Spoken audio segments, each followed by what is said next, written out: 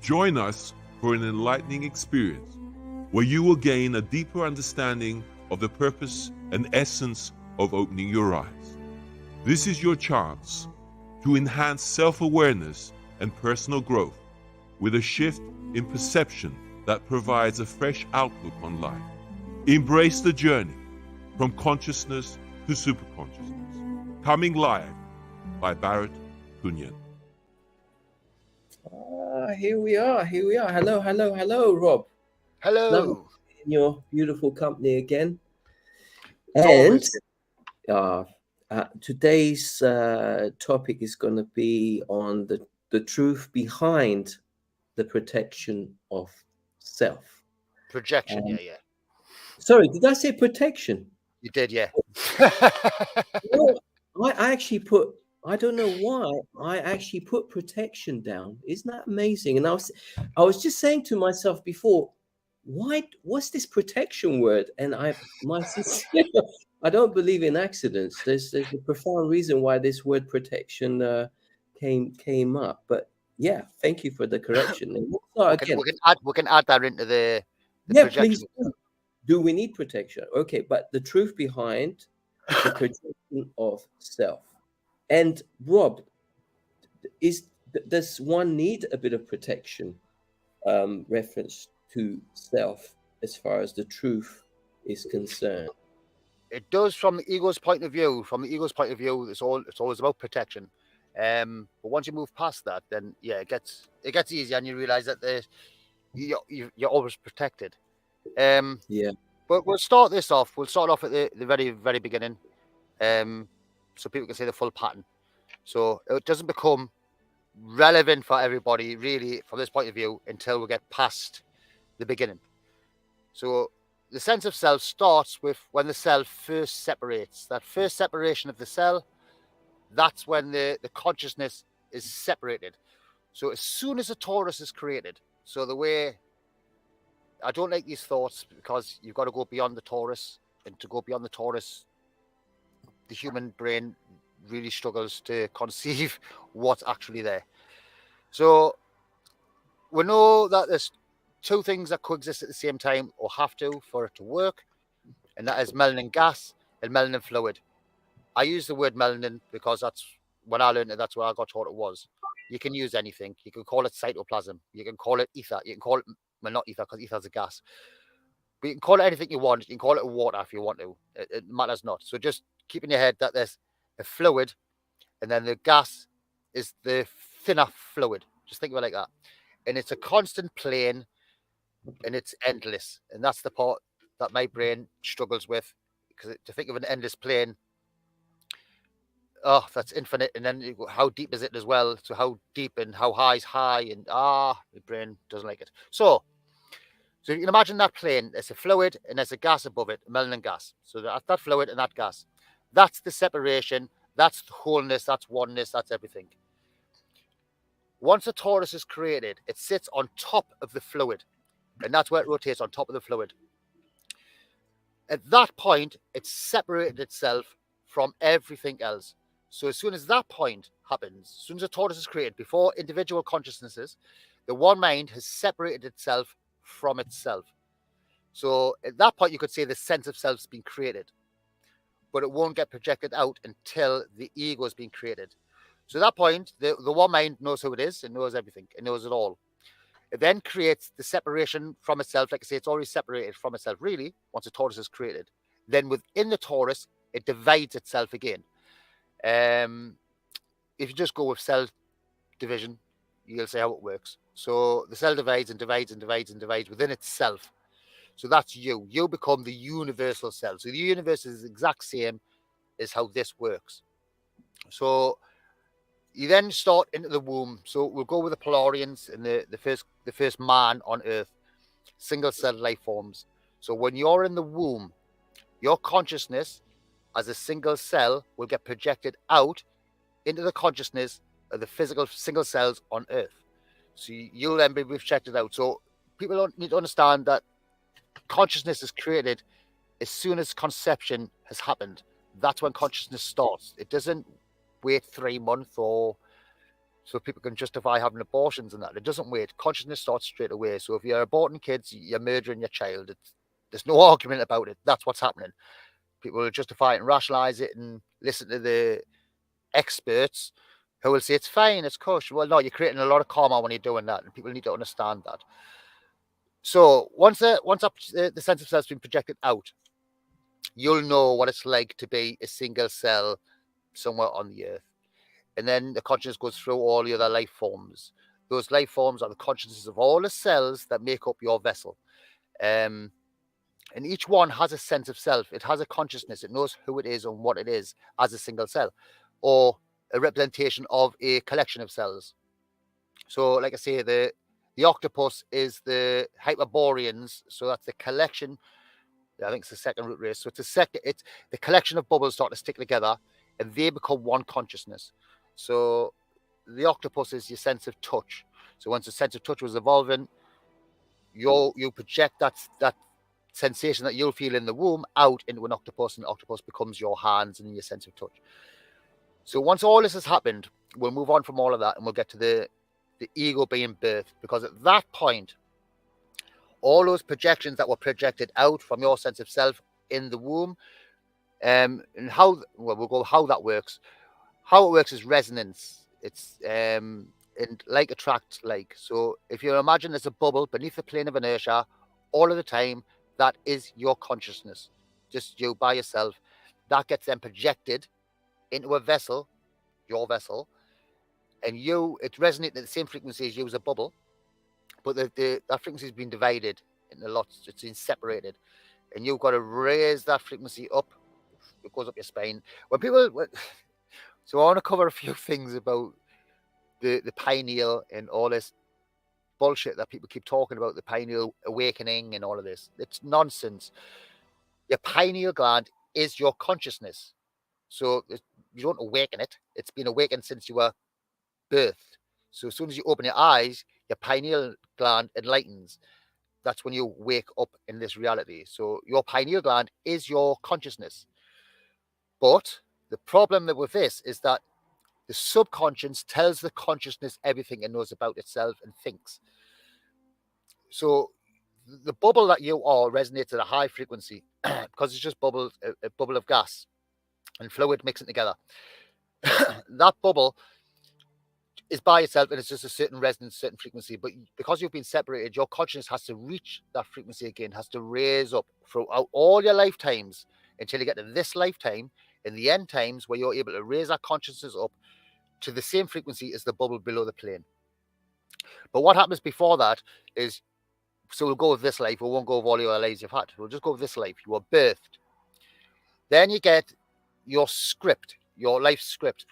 So your name and everything else is already preordained. So your mom naming you whatever they named you, that was always going to happen. That was the name you chose before you came, because you made the covenant before you were birthed. So the covenant that you make is your life script. So you agree to all these things that you need, because when you were all these animals, you are creating karma. So when you were in the womb, you were creating the karmic debt that got passed on from your last life, and you're moving forward. That script, your life script, gets written when you're all these life forms. So all these other animals on earth, you'll be all these other animals doing the right thing, the wrong thing, whatever it is. But that will lead to your consciousness being birthed at that point. So remember, all these animals that you are represented by the cells of your vessel. And all your cells have memory. So it's stored in the water as the frequency of your heart. When your heart resonates at any frequency, that's the DNA being stored, or a memory being stored, whatever your heart's doing. So even in the womb, your heart's still beating and it's still creating memories. You're in the black light. But like I say, the black light then gets projected out into white light into an animal somewhere. And you'll become that consciousness until it dies. And then you'll go back to the black light, which is in the womb. And then you become something else until birth. But all those life forms are still you. So that's how you create your karmic debt and how it's projected out. So once you're birthed, like I say, you'll get your script from the ego's point of view. You're getting your script from outside in. All your information you get from the outside in. All of it. But this is where it gets interesting and a little bit more complicated. But this is the part that people need to know.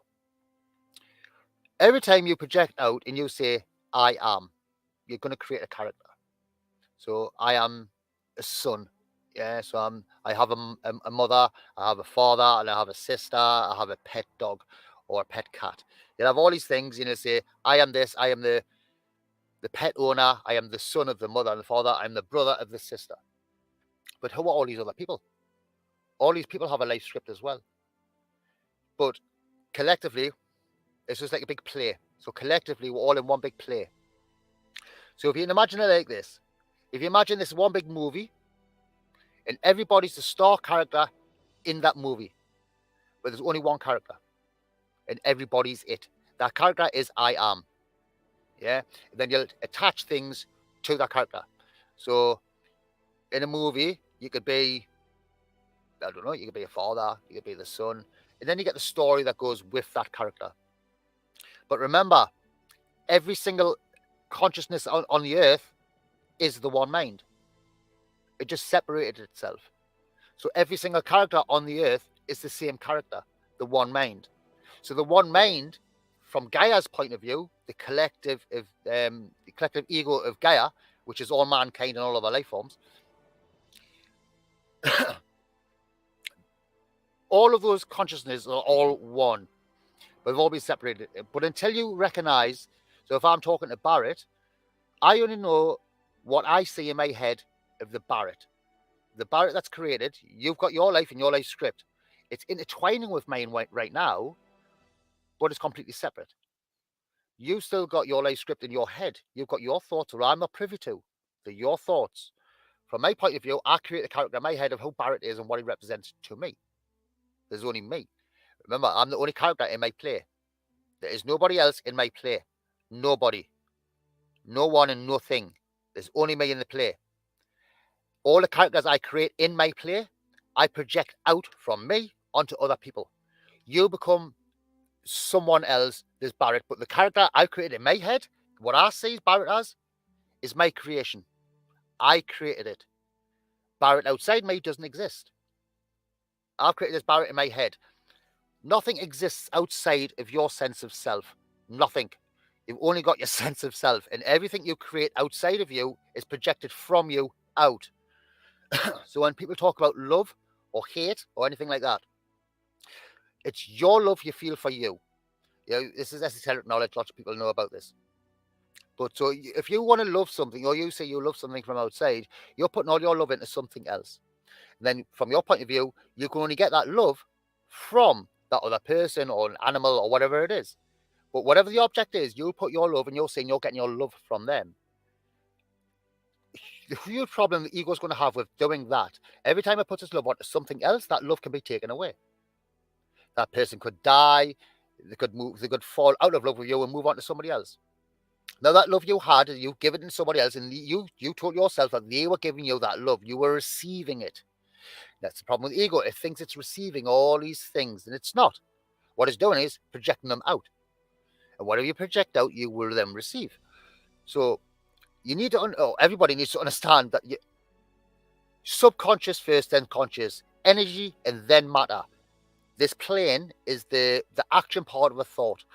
So the thought starts in somebody's head, starts from the black light or the black dot or the one mind, again projected to the subconscious or the moon. You then receive that energy to your conscious mind. You become aware of it. You then make it real. So in the play, everybody has a lot of characters out there. The people they hate, the Masons, or even the police that arrested me. I have to say that in a different way than everybody else will see it, because otherwise I want revenge. They've done me wrong, and I need to put that slate right, and they need to pay. They need to pay damages, or I need to get revenge on them in some way. So when you're arrested, you've got to take into account that that person arresting you is you. There's lessons there. So what is it that you need to let go of? Well, I want to rip that man's face off for putting his hands on me. I've got to let go of that energy. I've got to realize there's a lesson there. And the lesson is to realize that that man that I'm putting all my hatred on, my negativity onto, is me. The only way to deal with that is to forgive him for not knowing what he's doing. Yeah? And I do that by forgiving myself for projecting all that anger onto him and saying he did it to me. It was his fault. It's part of the divine plan. The play is the play. It's always going to play out. You then get a choice whether you're going to interact in the play as the ego or the one mind. If you act as the ego, you will project out all those emotions and feelings that you have. Now, I've done a search today to see how many emotions that scientists come up with now. And they said there was 27, but I was thinking 27 is a bit many. You've only got 5, 6 senses, if you like, intuition. So you only got 5 senses, and how can you get 26 feelings from those senses? But anyway, let's say there's 27. But I worked it out is it's 50 and I've got. But this is the problem, you see. Now, when you project yourself out, how you're feeling at any one moment, remember how thoughts created. You have a thought, or it's projected to you, a question or an answer. Whatever the answer is, you'll then have a response, a resonant response with your heartbeat. Your heart will beat at a certain resonance. That resonance is DNA that you're going to store. So those are your feelings. How you feel is what your heart's doing at any one beat. That's how you feel. Now, everything's got a positive and negative. It's the same frequency. It's just either end of it. So you've got all the positives, the 15 positives: love, joy, gratitude, contentment, hope, excitement, anticipation, enthusiasm, peace, serenity, amusement, pride, satisfaction, confidence, and wonder. The opposite to all of those things are stress, anger, disgust, guilt, fear, anxiety, frustration, resentment, conflict, turmoil, boredom, shame, distraction, insecurity, and awe. Now, you could argue them if you wanted to. So just choose joy. You wake up one day, you have a choice. You're going to feel one of these emotions at any second of the day. You're going to be feeling one of these emotions, but you get a choice. And whatever you focus on will become what you feel. So if you feel sad one day, yeah, you'll suddenly feel sad, and you'll go, I feel sad today because you're thinking of, remember, it's a thought that leads to a memory. The memory will lead to the heartbeat leads to the feeling. So if you're feeling sadness, it's probably because you thought of a sad thought that led to a sad memory, that led to the recall. You then relive it, and your heart resonates at that frequency of sadness. You become sad. So the answer is to control what you're focusing on. It's easy. If you have an argument with someone and there's a lot of resentment or a lot of turmoil, because that's what will happen from that an argument, you get turmoil, you get conflict. So with the turmoil and conflict, you then got to go, well, so what's the reason for it? Why has that just happened? Once you look for the reason and you look for the answers, now remember, it's only your play. The other person you're arguing with is you're arguing with yourself. So what is it that you need to learn from the argument that you just had with yourself? The other person's just the antagonist that they're either going to be the antagonist or the hero, or you're going to be the antagonist or the hero. But you should always be the hero, and you should say the antagonist is just helping the hero realize what the hero is. So the way I do it, if I'm having a debate with somebody and feelings get involved, emotions will always get involved from the ego perspective. And as long as you are able to recognize what your emotions or what you're feeling, and then don't project that out onto somebody else and say, you're making me feel like this. As soon as you do that, you project out, and then you become the victim, and then it becomes blame. If there's victim and blame, you're not learning anything. I mean, one of the main lessons of the ego is to realize there's no blame. There's no victims. If there's a victim, you become the victim. Once you understand these simple things, then you'll see why when people focus on negatives, and the negatives will always be created by somebody else. So it'll be hearsay. So all the negatives are wars, child trafficking, people on boats coming across the channel to England. It's all bull. It's all to divide you and for you to focus on somebody else outside of you and to say they are a problem. That's wrong. Every time you judge something outside of you as wrong, you're judging the divine plan. The one mind created everything, including the thoughts that's in your head, including the thoughts that's in somebody else's head, including all the negatives and the wars that are out there. But they're created from Gaia's point of view, so you know what you're not. Yeah? You're not a soldier. There is no war. Yeah? There is nothing to fight against. When people talk about chemtrails, well, look at chemtrails in a different way. If you say in negatives, look for the positive. What positive could it be from a chemtrail? So let's say the sun's now at a higher frequency, and because it's vibrating at a higher frequency, it can do more damage to you and the infrastructure around the world. So what's the answer to that? Well, you need to create some clouds so it can block the sunlight so it doesn't damage everything, including life itself. So it's just, again, it's the ego trying to protect itself. It's trying to survive. Now, if you let the sun just do what it's going to do, which is going to do anyway, and all you're doing is from the one mind's point of view, because the one mind's controlling it all, it's pushing it. It's pushing, and all of this is creating pressure.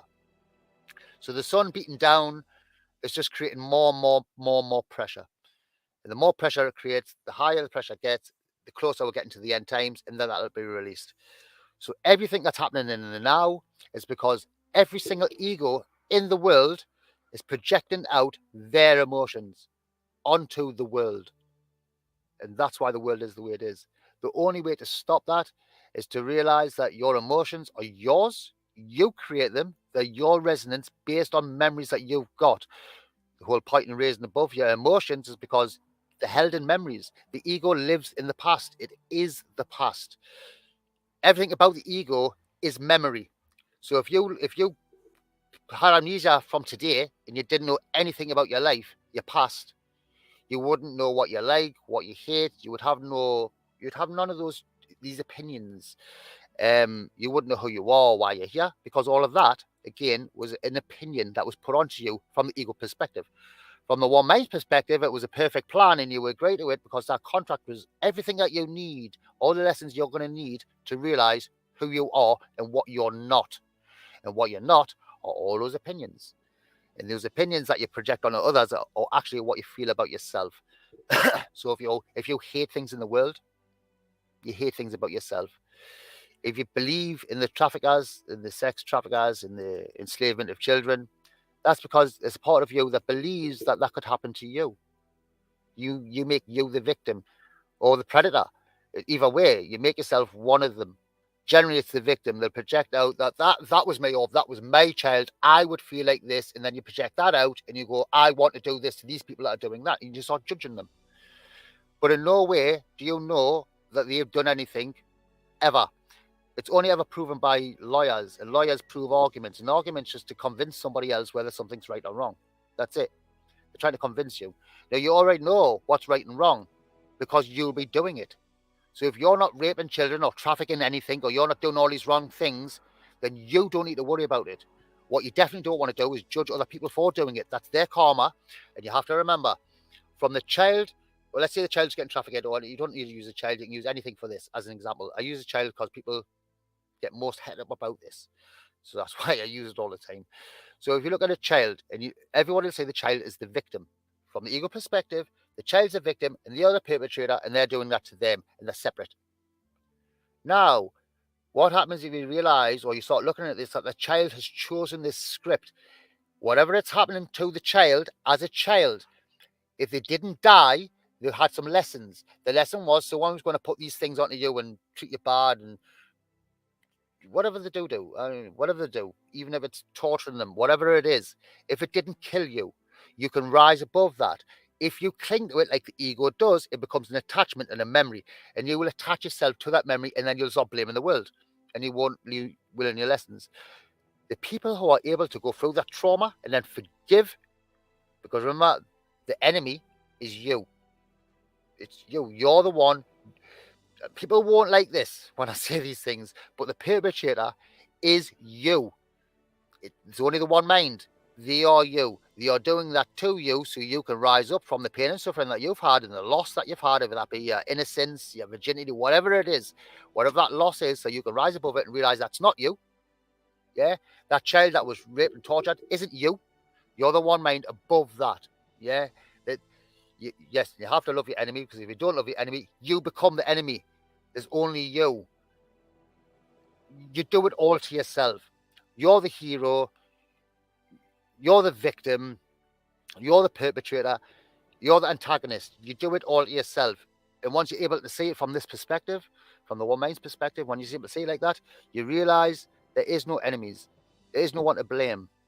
The only person to blame is you. And the longer you keep blaming outside, the longer it'll take you to realize what you are. That'll just keep you as the ego and keep you believing the ego is real, keeping you believing that all these things are real.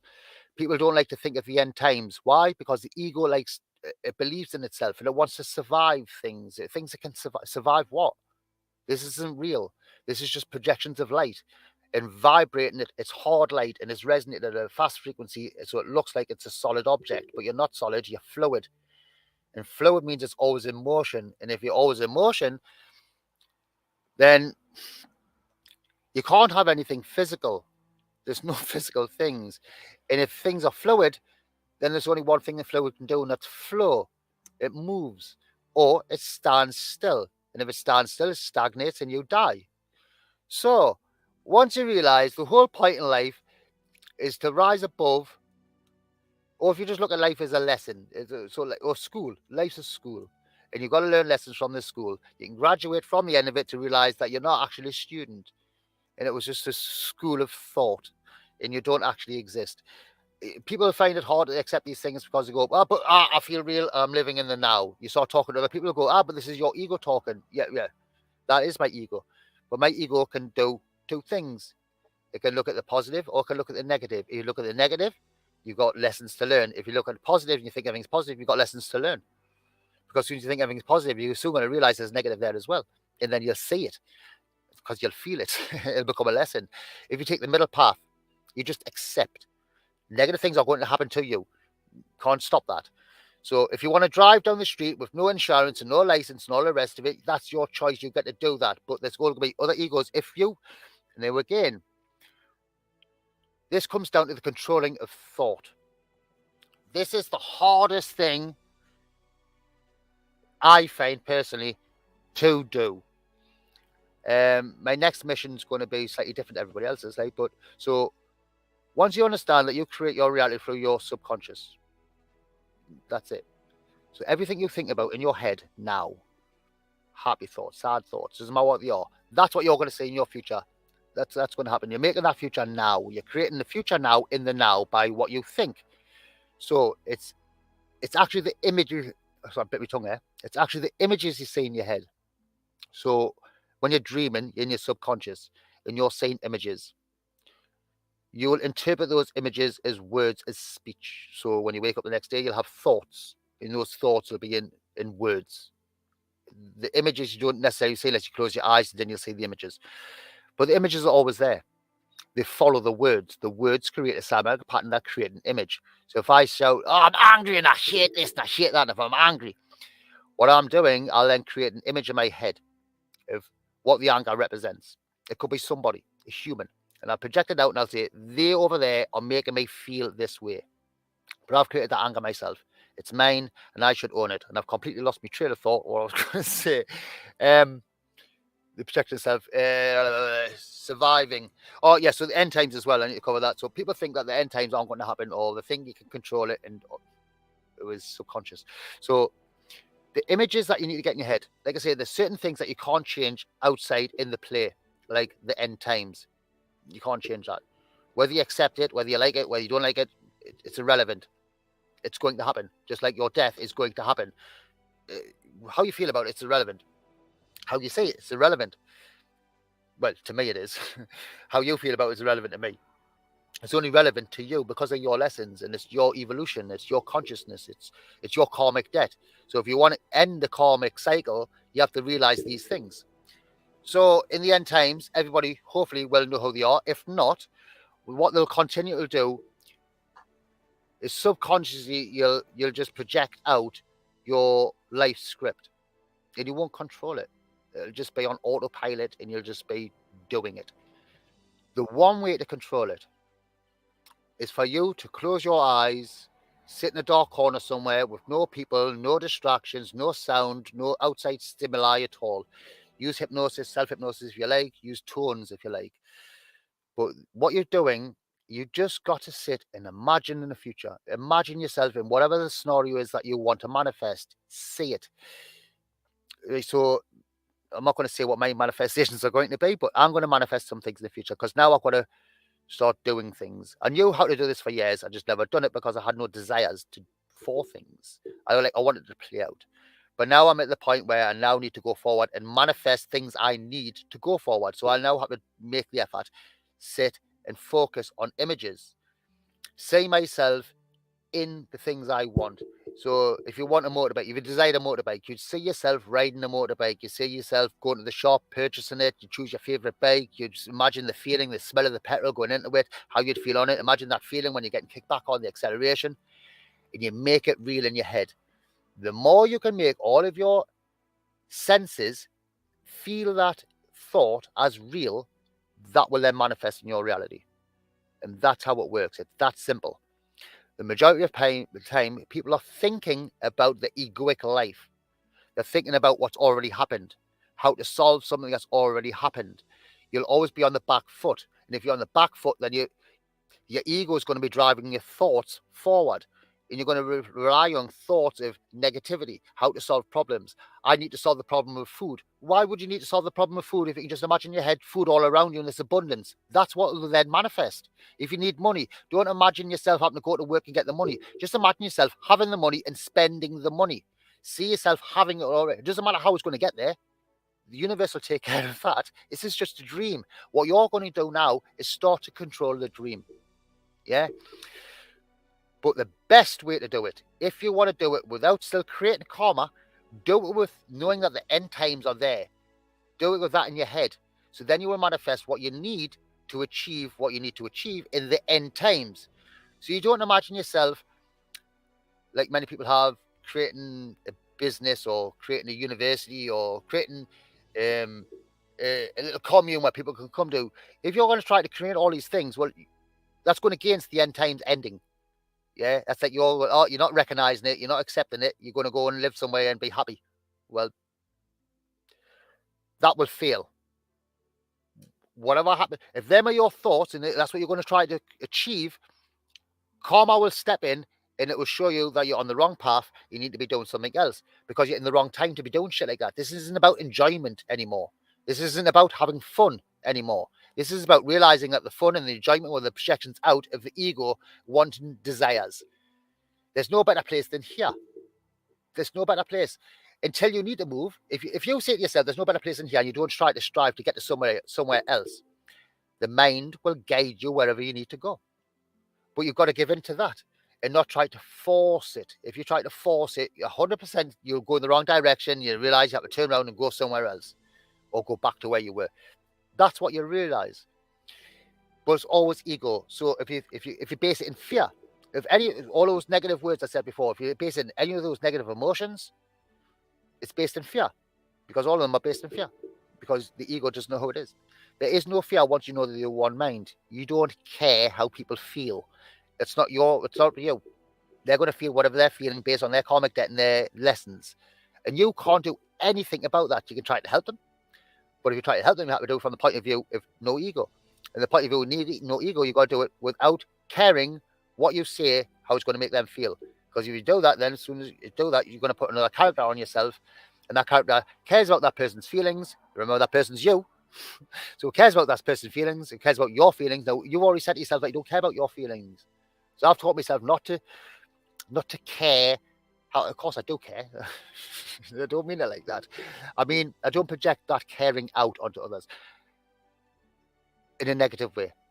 It can be projected out and be perceived as a negative, but from my point of view, I'm showing you what you're not. So if you care about something, so let's say someone, Rob, I don't like what you've just said to me. That's based on this or based on that. And you go, well, no, that's just your perspective. That's your perception. I don't get to control your perception. My intent from the get-go is to raise the consciousness up to realize what it is. And the only way to do that is for it to realize what it's not. And if it isn't doing it by itself and it's coming to my awareness, then the only other reason can be that I'm supposed to show what it's not. And the only way to do that is to say some realities, and the ego doesn't like it. I mean, fight against it, and it does. And I've got to be prepared to take that shit on me, because I'll get a lot of shit because of it. And then to show it and to keep going, and then to not be bothered by what's being thrown at me. But again, you do that by realizing if I get angry at anybody, it's me. It's me projecting my anger out onto them and say they are doing it to me. But if you do it from the point of view that who are mind, then you can have these conversations. There can be energy there. It can be perceived as anger, or it can be perceived as loud or whatever. But if it's just perceived, and then you go, well, it's the one mind's doing all of this. It's part of the play, and it was always going to happen. If it's happened, it was always going to happen, and you can't stop it. Don't dwell on it. Don't go, that shouldn't have happened. It should have happened, because it did. Just like wars and people having fights and murders and rape and nonsense and all these things. Yes, they shouldn't happen, but they did. They did, because every single person or soul that was involved in any of those situations had things to learn and let go of. And they'll continue until they do. So until the world realizes that it's the egos making all the shit that's out there, all the stuff you hear on the telly, politicians, all of those, they've got nothing to do with anything. They don't exist. They are just projections from other egos and based on emotions and feelings. And if you want to rise up above the egoic world, control your emotions, your feelings to it. The world isn't real. It's just a dream. And you've only got one angle of light to look from. And that's your perception. That's your angle of light. People call it your arc of horizon or whatever you want to call it, but it's your point of view, your perspective, and it's only your point of view. Everybody else has got theirs, but until the whole world rises up and realizes they are all one, there'll be a lot of hatred in the world. There'll be a lot of pain and suffering in the world. So until you can say pain and suffering is a good thing, you're not going to see the joy in the world. Until you can see an earthquake, people dying, and see beyond what it physically looks like, and know that all those souls that have died are now free from pain and suffering. And the ones that are left are the ones feeling the pain and suffering. You don't need to feel sorry for people. You just need to accept that there's pain and suffering. If you can help alleviate pain and suffering, then do so. Because what you're doing there is stopping your own pain and suffering. Because if you see pain and suffering outside of you, and then you try to help it, what you're doing is helping yourself. Yes. If you see, now again, this is you get involved in things that aren't real in your world. So in my world, there's no children getting raped and murdered in my world. This is not happening.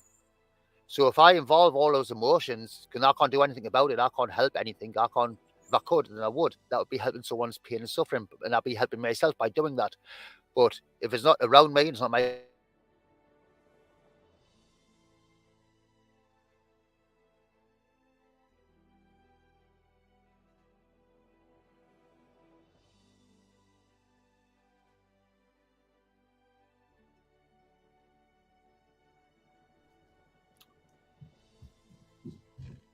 Hi, brother. I think the sound has gone a little bit on your side. Can you hear me? Yeah, it's come back. Brilliant. Thank you, brother. How long was it off? Just a few seconds. Not too bad. But you can repeat. Say no. The whole thing. So yeah,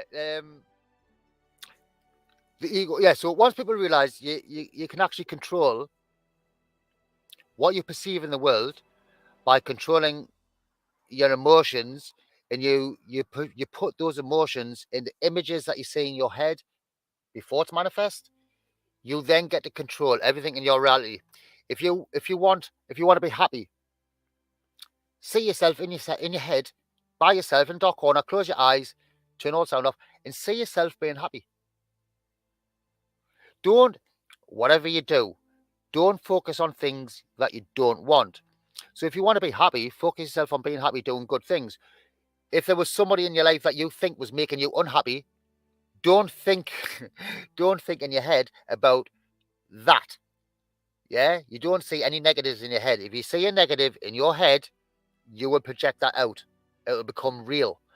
So the only thing you can see in your head has to be positives, and they have to be good, and there has to be reason, but please don't project it from the ego perspective of thinking that the world's not ending or that you're going to do all these other things, because you're going to be disappointed. And in these times, the whole point in what you're supposed to be projecting out is supposed to be from the one mind's point of view. So it's supposed to be about the truth and nothing but the truth. Anything else is an opinion of it. And many people still have opinions of it. Like your last guest, I forget his name. I agree with lots and lots and lots of things he was saying, but then they start saying, then people start saying things, and from my point of view, when people start saying things like the end's not happening, it's just a perspective, it just means you haven't looked deep enough. That's all. I'm not necessarily saying this because I want it to end. I would love it for it not to be ending and to be able to go forward and all these things, but that's not what the patterns say, and I bend to the patterns. So if there was a creation, which there was, because I was created, then there has to be an end, just like there's an end to this life for me. That's going to end. So Gaia's vessel will end, or the life, the consciousness will end, and it'll start again. It's not a good thing. It's not a bad thing. It's just what it is. And and I'm sorry if people don't see it. And I truly am, because I see it every day. I see how real it is. I feel it every day. I look at things if you just go outside, from an ego perspective, if you go outside, nothing's happening. Nothing. You've got to be able to draw yourself out of your perspective and look at it from the whole, and look at all the things that's happening on the earth, not just any one or two things. You've got to look at everything. You've got to look at the whole. You've got to look at it from above and see why it's playing out the way it is. It's not what people think. It's just so not. Like leaders, or even countries or continents, people have got all these words in their head and they think these things are real. So even the awakened thinks that they shouldn't be letting people into the country. What do you mean let people into what country? Country's not a thing. Land masses aren't things. They're just parts of the brain. And there's no one to say that anybody else can go anywhere and not do anything. Those are rules that you put onto yourself. Those are what you've been taught, and you've been taught a load of lies. There's only one ocean. There's only one land mass. The land mass beneath the water is one. It just sticks up in parts, and they're like islands, but they're still part of the whole. There's no separate. The only place that's really important in the end is the very center. The reason the center is important, because if we live in a brain, in the physical brain of a human, the last part of that brain at death, to die, is the very center where the memories are. That's what science tells you. It's not me telling you this. This is what science says. What I'm saying is, if we live in the brain of a cell, which we do, what will happen? The outside will die, and then it gets to the center, and the singularity point is in the very center. Zion, it was supposed to be the last inhabited or last safe inhabited place on earth for man. It's a holy place. In loads of different cultures, it's a holy place. Rastafari, oh holy Mount Zion. Holy. Anything holy is a whole. It's talking about the Taurus. So once you understand it's talking about the Taurus, and the whole is an actual whole, then you realize why you need to get the Holy Land, or the center and the end. It's the last place to die during the plasma. Remember what it says in scripture? It says you need to be there in the end. You need to make it to the very end. If you don't make it to the very end, you haven't made it to the end. It's like a race. The reason they say it's a human race, it's a race to the end. You're the only one in the race. You've got to make it to the end. And the whole point of it, now again, look at it from a human perspective. How do you create your life? You ejaculate sperm cells, right? So where the consciousness, where the memories, so the memories are going to be stored, or frequencies are going to be stored in the sperm cells. We become the sperm cells, the semen. We haven't got these words for no reason. So we're the men on the sea, or the mind. And once you get men, it's from mental, and men simply means mind. We are the mind. Men are the mind. Individually, man. It's just like a brain. So collectively, men are the mind, and we are the sea men, or the sea mind, or the mind on the oceans of the mind, or men on the oceans of the mind. The soul is. And you're just on that ocean, and once it goes back to a solution again, you'll become one with the mind again. It's really, really, really simple. Everything else that's put onto this is just opinions. People trying to work out the esoteric truth or the hidden patterns. They're not hidden. The truth is out there, the X-Files. Well, it is. It's on the internet. But it's you. All you got to do is make those connections with the universe as one life, your life. Just see it in the exact same way. There's no different. And once you say that, you realize where you need to be in the end times and why. Like I say, in the end times, you need to be in the center. If you look at from what's the plasma event represent physically to us, it represents an ejaculation. That's what it is. Where the semen, you're going to get ejaculated out into the motherland. So the holy Mount Zion, the mountain part of it, represents the penis, the erection. The hole is the eye of the penis. That you can, anyway, look at this. You can see the eye of Horus. They say the eye of Horus is the mind's eye. Remember, everything's got two ends to it. So you've got the positive and the negative. The negative end of that is below the plane, and it's the penis. That is the one eye, the all-seeing eye. Well, it's really talking about the mind's eye. But the eye of the triangle is the eye of the penis. So that represents Osiris, and that's what it represents. So once you understand all these things, like, so Jesus is Horus. Horus is the sperm cell. Osiris is the penis. Isis, with the sun disk on her head, that's not a disc. It's an egg. It's an ovum. That's what it represents. So once you understand this, you've got Osiris, which is the penis or the phallic.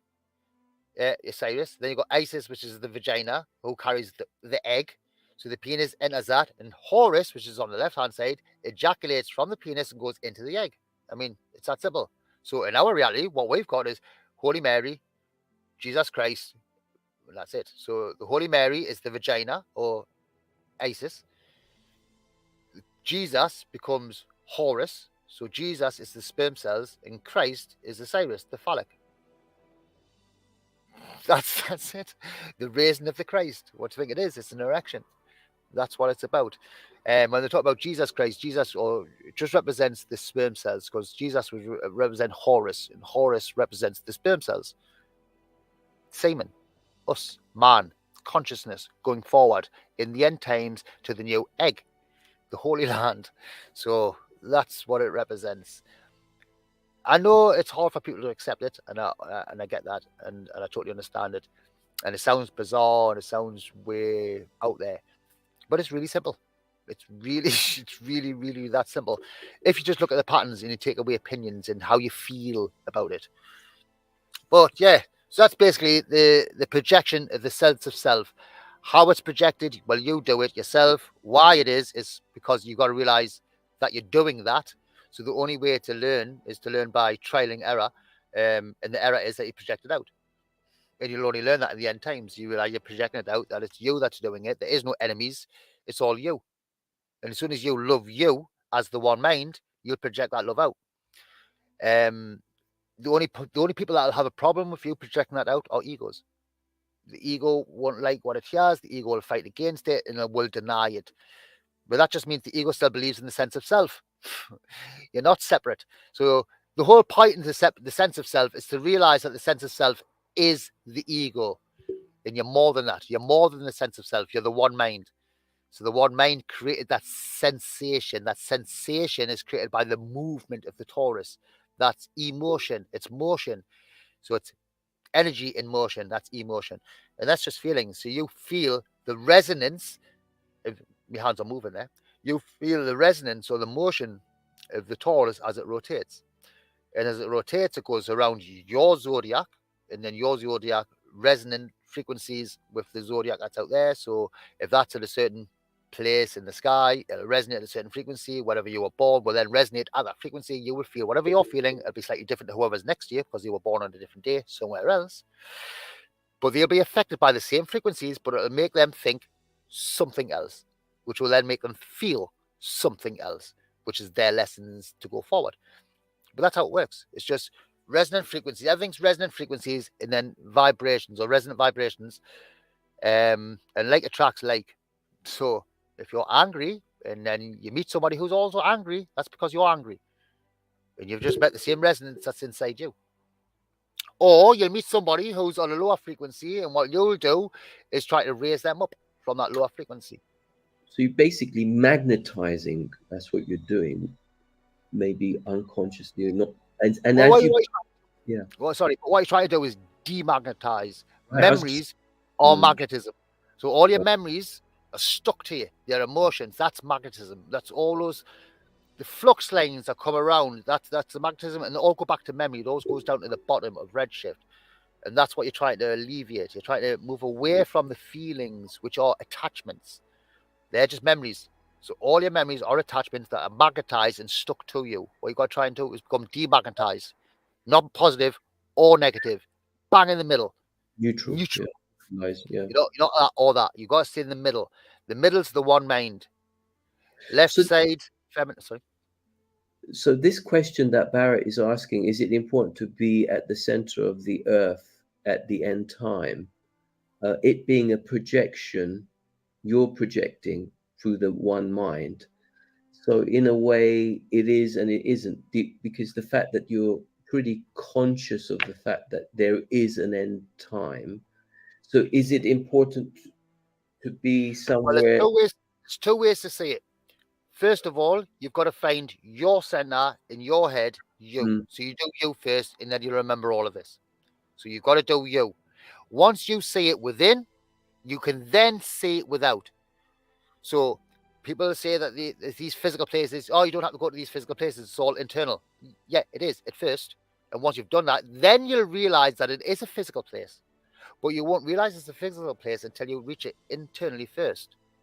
So you've got to get to these higher frequencies of reality or how it works before you'll see all the rest of it. So you won't see the center or that you need to be in the center if you're from a lower frequency. The lower frequency thought says, no, you don't need to be in the center. You can be anywhere. It's all a dream.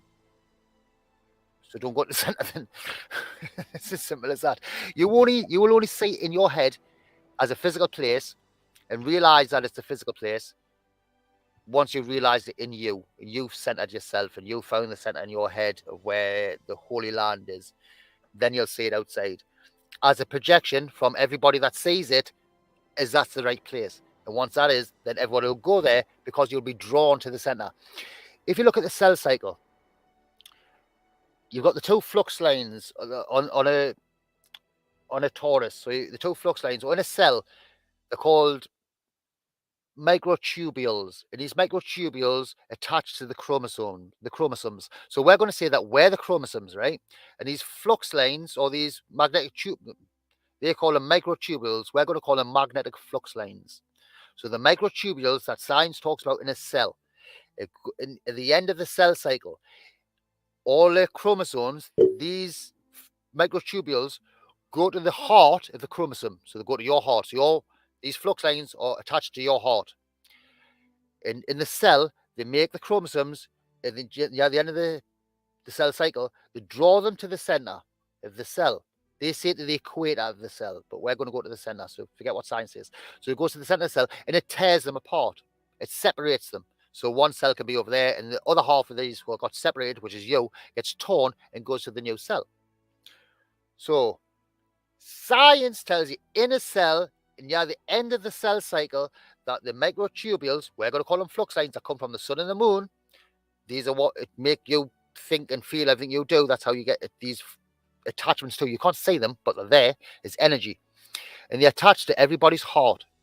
Now, if you're not resonating at the right frequency, you will not be drawn by the sun and the moon to the center. You'll get destroyed before then. You'll get torn apart before then. So that's everybody dying now.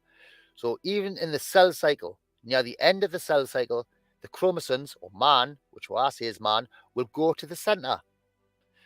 During the end of the death cycle of a human, the brain to die is the center. The last place in the vortex is in the very center. I mean, it's just so easy to work out. Everything's centered. Everything's in the center. The penis is in the middle of the body. The heart is in the middle of the body, slightly to the left, but still in the middle of the body. Everything's centered. The important parts, the mind's eye, right at the very center. The penis is right at the very center. Two testicles on either side, division. But when you're ejaculated, you're centered. So only the sperm cells that are being centered get ejaculated. It's simple. One time we were talking, I don't know, was it 2 interviews ago, reference to the fact that one does not want to repeat or come back to this density. But then I don't see it as a bad thing being here. I see it from the point of view that, when your projection is being tested, and once you're balanced and you're neutralizing, that is so profoundly powerful, because you're gaining some kind of merit, so that this merit you then go to a higher perspective. So part and partial why you came into this arena was to be at this end time and to be fully in alignment, so that you now create and become we are the creator, but what we're going to do is, having gained this incredible energy, we're now going to energize something even bigger. Well, It's a think good of way it more like, to create a new world, we need enlightened souls that are pure and know who they are. So you don't, right? So what happens in the cell cycle? They call them gateways. And what happens to any defective or deformed DNA? Now, remember, DNA is just memories. So this is a big chain. If it's defective, it just means it's got some negative memories in it. Yeah. So if you haven't balanced yourself, that DNA does not go forward. It gets wiped out. So the whole of Noah, well, you can say Noah was a real man. We'll just say it is. Obviously, it wasn't the Bible story. That story is ancient. It's not that story. So let's just say there was one man that survived this great flood. So one man, and everybody came from that one man. I've lost my trail of thought again there. So let's say Noah was real.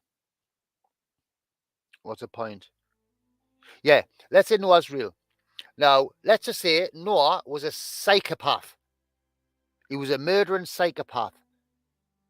Do you think Noah would then go forward if he was a psychopath? No, he wouldn't. Why? Because they're not worthy. Why they're not worthy? Because they don't know who they are.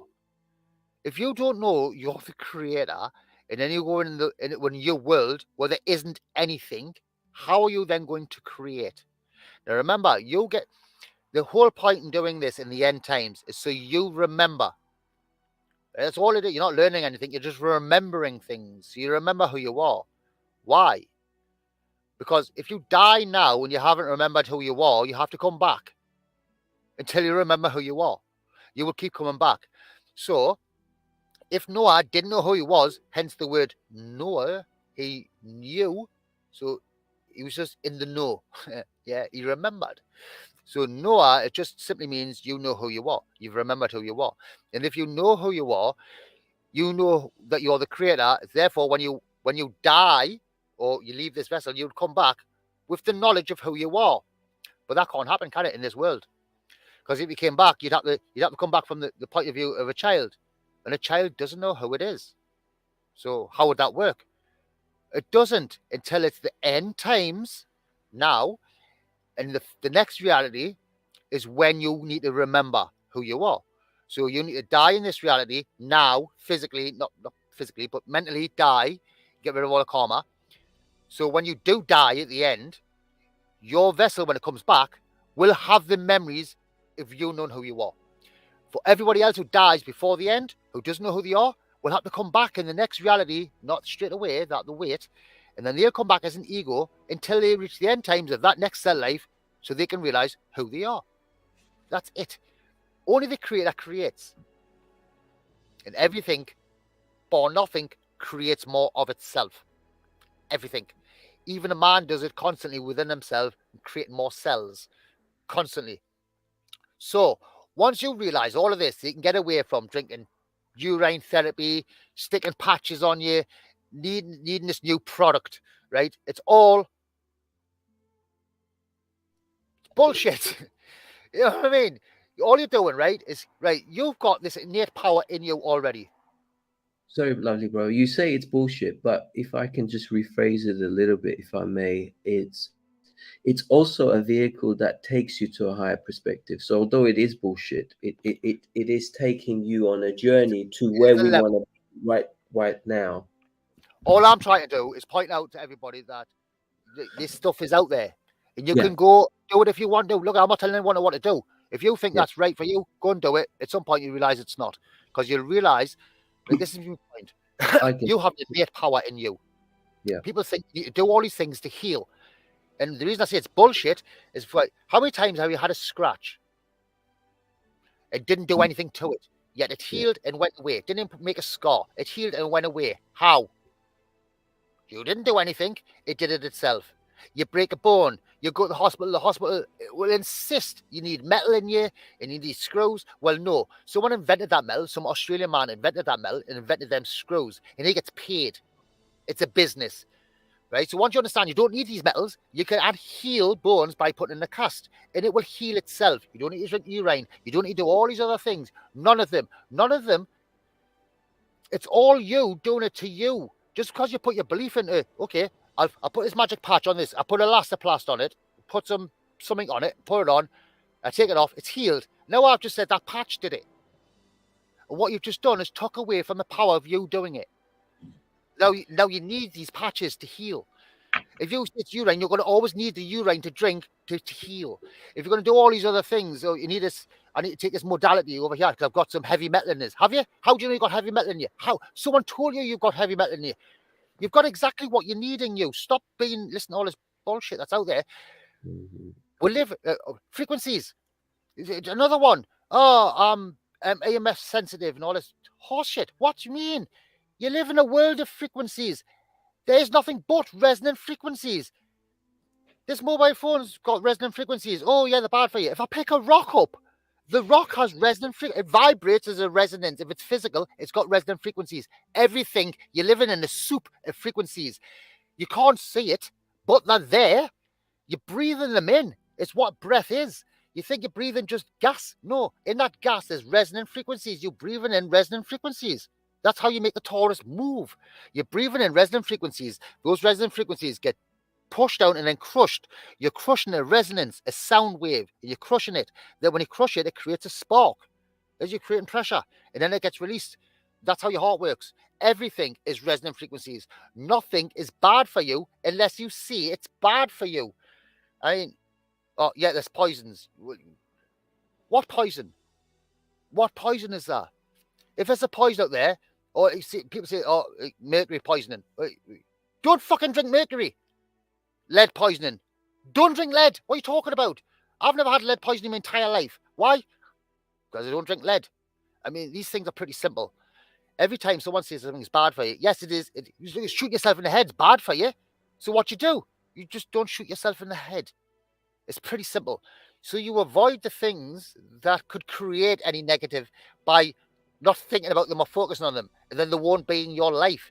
If I start saying to myself, something's a poison, and I keep telling myself something's a poison, and I say that poison in my head, guess what's going to happen in my reality?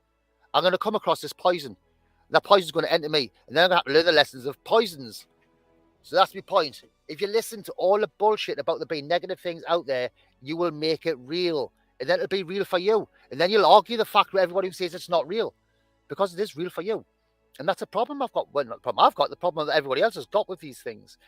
As soon as you put your energy and your power, your focus into something that's outside of you and think it's doing something for you, you just give your power away. That includes me. Don't think that Rob can do these things because all I'm doing is talking. If everyone wants to do anything with this information, you've got to do it. I can't do it. It's just information. They're just words. They're just sounds. They're just tones. I'm singing. So this reference to we're here to save the world is a bit of a bullshit, really. Yep. You can't save no world. You're the world. Your world. That's the biggest, that's one of the biggest tests, really. You know, because you've got to see that it's you. It's everything's you. You are outside. Everything you perceive outside is what you perceive. If I died, it wouldn't exist from my point of view. It would still exist, but not from my point of view. Here's a powerful currency, though. Go and love somebody unconditionally. Isn't that powerful currency? How can you love somebody else unconditionally until you love yourself unconditionally? But what one is projecting, so that there is a being who's starved of attention, and then you smother it with unconditional, not conditional. Like I scratch your back because you're gonna scratch my back. You scratch it because the all-knowing that one mind is fully anchored, knowing that. So now you demagnetized yourself. So now you're going to be through sematics. You're going to raise something profoundly powerful, I guess. But who does that? So if I go out, exactly. So if I go out and I want to give unconditional love. If I want to give unconditional love to somebody, what I'm doing is giving that unconditional love to me. The only way to give unconditional love out is to unconditionally love yourself, to not put any boundaries there. I mean, you've got to be pure, though. You can't be going, I'm a psychopath and it's all me, because that is just... The fact that you're participating in this game is, I mean, I guess the script to a point I mean, some people, and I respect these people within the spiritual community that they were saying that things were sabotaged at birth, through being traumatized. Because, some people have brought some very powerful arguments to the table, like at birth, we were traumatized. So now we have to find a way of de-traumatizing. So we are using certain modalities to up our game. In terms of real, I mean, I take it because, we have this biofeedback mechanism, which is the ultimate projector. So you reap what you're sowing in some way. So what you're giving out, you're getting back. But it's the all-knowing is the fundamental knowing that there, when you open your eyes and know the purpose of your journey, you're no longer playing a game that this is negative and this is positive. So I'm going to help you because I know something's going to come back to me. There's no need. That's what we're saying. There's no need to do that because the ultimate knowing is the ultimate. There is nothing bigger than. So once you realize that, okay, so you have to ask, what is unconditional love? People think they know what that is. And the way I see unconditional love is to not judge anything, nothing, anything. What about assessment? Because there's no need, because you don't need to protect yourself from yourself. But how about protecting yourself from getting hurt? Why would you get hurt? Exactly, because the all knowing that everything is you. So why would you get hurt? If you're projecting out that you think you could get hurt, then you're seeing in your head that you could be hurt, then you're going to project out in the future and you can be hurt. That's the point. If you have any negatives in your head and you feel that now, you'll see it in your head and that'll be your new future. So the only way around it is to realize that only you exist. All the characters you are out there are you. It is powerful. It is very powerful because I have been I mean, it's important to practice this, I guess, to a point. But you put it to the test because, like, you're leaving markers. And let's say you're in a situation where the situation is waiting for a reaction. So, where you're going to smile, you're going to cry, are you going to swear or not swear? So it's that mighty stillness that you have. And what you're doing, you're neutralizing and harmonizing. You can almost tease the situation and say, well, yeah, I mean, the reaction would normally be, yeah, it's a good one or it's a bad one. But it's really all good, no? All of it. So, it's perfect. But my understanding, opposition isn't important, opposing polarity, because where you are at the moment, let's say 10 years ago, you were still in search.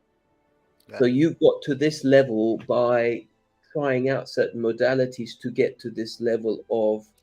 It was not doing.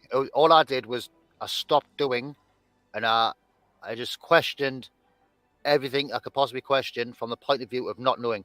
So if you start with what's creation and you go to the Bible and you think the Bible's real, then you've lost it straight away. You've got to be able to start with you and only you exist and only look at you. If you're able to do that, everything else will start to make sense. So if you look at creation and you want to work out creation, don't try to work out the universe. Just work out what you can, and you're working out you. So you work out how you are created. But you just look for timing, that's all. So you look for patterns. So yeah, you know about the sperm and the egg. But what is a sperm and what is the egg? You've been told what they are, but what is it? So if feminine is fluid, then the masculine has to be the energy, the movement of it. So the electricity, the movement, the sound waves, that's masculine. So you know that masculine's always air and feminine's always fluid. And from there, you can work things out. I mean, the way I've done it was just, like I say, ask questions and then, but I was looking from the point of view of knowing lots of things already. I mean, I knew about science and how science said creation happened. I knew all the scientific parts of it. I knew a lot of stuff already. But it was all self-taught. And it wasn't until I started questioning the science part of it, because I didn't believe religion. I didn't believe there was a God, because I had too many questions of why there wasn't God. And it wasn't until I started leaving everybody else's answers out the equation and just look from a point of not knowing and then started questioning it. and then only ever using you as a reference point, and you'll start to see it. That's how I did it. Once you see it though, all you've got after that is filtering. You're filtering out the nonsense, and there's a lot of it, a lot. So as soon as you get rid of fear, right, and you've got to literally get rid of fear. You can't say, I have no fear. Well, you don't say it, but you've got to live it. You've got to become it. If you don't become it, you're just using words, and there's no intent behind it. But no fear means literally no fear. None. You don't fear. You're not fearing to say something or the wrong thing to somebody because they might get upset. You don't have that fear. You end up saying a lot of things that upsets people, but you've got to accept that because you haven't got any fear. When things are going wrong and people are attacking you in some kind of way, you've got to have no fear. But the only way you do that is to realize that they're not attacking you. You are, by thinking they're attacking you. They're just dealing with their karma and it's intertwined with yours, but you're the one that's raised up, so you're supposed to be helping them raise up to see why what they're saying isn't right. If you argue with them, then again, that's fate and it's part of karma. It's all good though. If you're able to rise above all this bull, whatever it is, good, bad, whatever it is, if you just look at like Gaia's life and you ignore all the bull in it, what you've been told about what's real and what's not real and all this nonsense. Now remember, this reality only exists in man's head. To a cat or a dog, our reality doesn't exist. It's their reality. So all these things that you put on yourself, borders, courts, money, all these things, they're all man-made. They don't exist. They're just the belief, all of it. Is all you got to do is see above it. Is you don't have to go and ask permission to anybody to go anywhere. Who said you had to do that? Somebody else told you that. And remember, the people that created all these rules in the first place aren't even alive anymore. They're all dead. So why are you going to listen to dead people? How long have we been playing this game? I mean, this particular one, this reality, it's just over 17 billion years. How many? 17 billion. If you go to the Mayan calendar, the 9-step pyramid, and you add all the steps up, because each step's got a different length of time, and each one represents a week. So there's only 9 weeks. So that first week lasts 16.4 billion years. The first week of creation. So the first week of you going up the fallopian tubes, that first 7 days, 16.4 billion years that takes, that first 7 days, from a conscious point of view within the egg. So when you think it's only 9 months, yeah, it's only 9 months from our point of view, but from the conscious within that womb, it's done a lot of shit. It's had a lot of lives. But all those lives are just in one. But we've got a lot of lives started from creation. As soon as that bubble was there, that was you were conscious, and you've had all these lives going around the pattern in the karmic cycle of reincarnation, constantly, until you get to the end, and then it starts again. So overall, it gets 20 times quicker each step. So it's 60.4. I think the second step's like 2 billion or something like that. Then it gets to hundreds of millions. So you add them all together, it comes to about 17. I'm sure I worked it out. It was around 17 billion years. So since the creation of the universe up to this point, 17 billion years, something like that. You can't work it out exactly if you wanted to, but pointless. So it's quite a relief. Oh, yeah. Yeah, because that's just it, you see.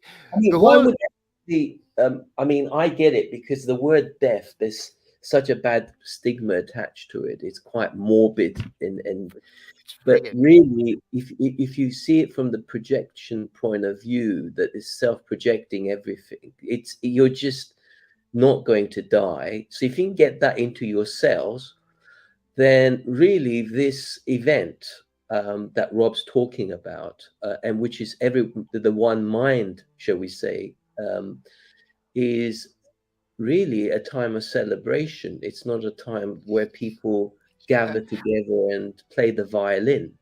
Yeah, it's playing all the instruments at the same time. You know, it's like, okay. Look at another way. There's 2 sets. People who've died, they're free. They know the truth. They know who they are. They know the creator and all of that. Then you got the people that's left. So who suffers? We do. Death is only suffering for the people who haven't died. It's that simple.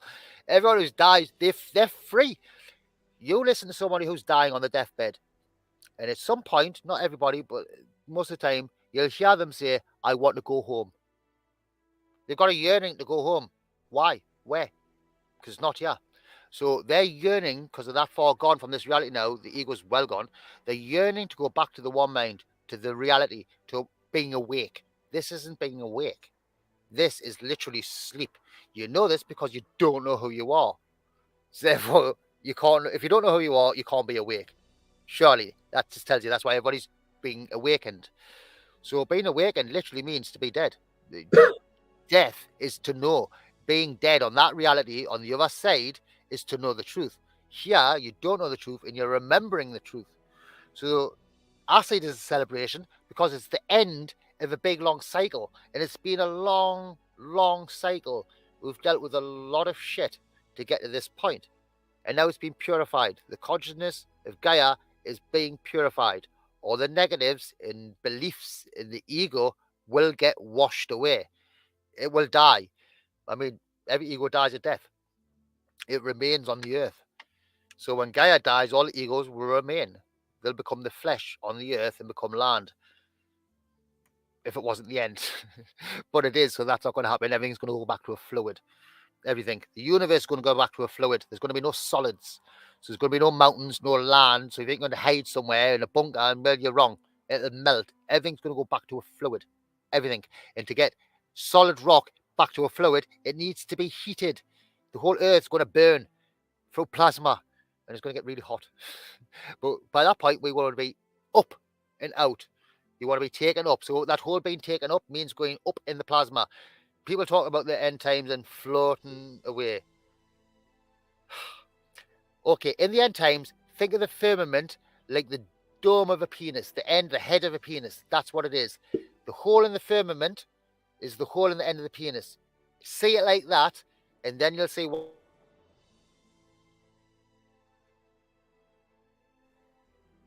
Brother, the sound has gone again. Sorry. New sound. Nothing yet. I'm not sure why I'm doing that. Probably because I'm using this new mic and it's been on a while. I don't know. What was sorted.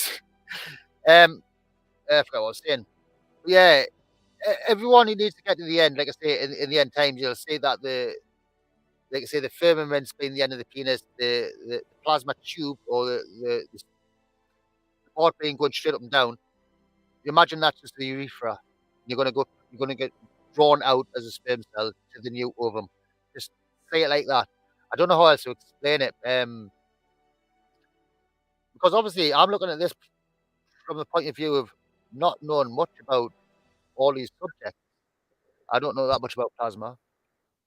So, brother, I get the feeling from now to the event, reference to what one can say to people is don't do much in terms of what people are prepared to do, because there's so many different groups out there that are trying to bring out disclosure. They're bringing out they're trying to unite people to, like there's so many banners and stories out there, but in an ideal world, the best thing to do is do nothing. The Tao, sit still. the way. The reason for that, I think there's a Native American prophecy that says when the world speeds up, you slow down. What I got from that is when you end times, that time, the perception of time speeds up, and that's where we are now. It's like ridiculously fast. So what you're supposed to do is stop being ego, stop acting, stop doing. This is easy to work out because what does the ego do? As soon as you were born, what did you do? You took a breath, you started looking around, you started to do things. Competing is a good word, right? Competing. Definite. Siblings. If you've got siblings, competing is a thing. You've got sibling rivalry, and that's where it'll start. But as soon as the ego's birthed, you become the doer. You start doing things. The ego does things. It's busy all the time. The hardest thing, because we call it boredom, the hardest thing for the ego is to not stimulate itself. If so, the best thing you can do so that doesn't happen, because you will need to stimulate yourself. Otherwise, you're going to have to do some serious meditation. It's just going on and not doing anything. that's hard to do if you don't know how to relax. So you can stimulate yourself by just doing research, but do the right research. Don't be listening to all the protests and the propaganda. Right? Think of the word. It's in the word. Protest. Pro is for something. I'm for that. I agree with that. Test. What test? Well, I'm telling you, we're in the testicles, in the testes. We are being tested. You are testing yourself. So if you're going to protest, you're for the test. You're for the ego. Who are you protesting against? Who are you protesting to? Only you exist. You make the law. It's your law. You're the court. You're the crown. You're the monarch. You are all these things in this world in one. So who are you asking permission to? Who are you fighting against? So yes, in these times, what you should be doing is not doing. Just try not to be in the play as much as possible. That's all I do. I don't play in the play. I don't want to. So people are going to do all these things and do all these other things, but that's part of the plan. Yeah, that's part of the plan. People will try all these things, and then they'll fail. From my understanding is if you are going to affect anything, I think you can only affect anything if you're happy. And for me, the greatest happiness is the knowing the one mind and knowing that this event is so immensely powerful and so uplifting. And you know it in your heart, you feel it. So now you're gonna neutralize the dramas by not activating or energizing it, because when you're being tested, they say every action needs a reaction. Well, no, you don't need to react at all, because you know the one mind. You know that there's a celebration just around the corner. So that and that is so powerful in your movement, which is no movement in terms of the stillness. Because you're not having to prove your worthiness. The all-knowing is so powerful. You don't have to prove yourself to anybody. You don't push it. You don't force it. It will do it itself.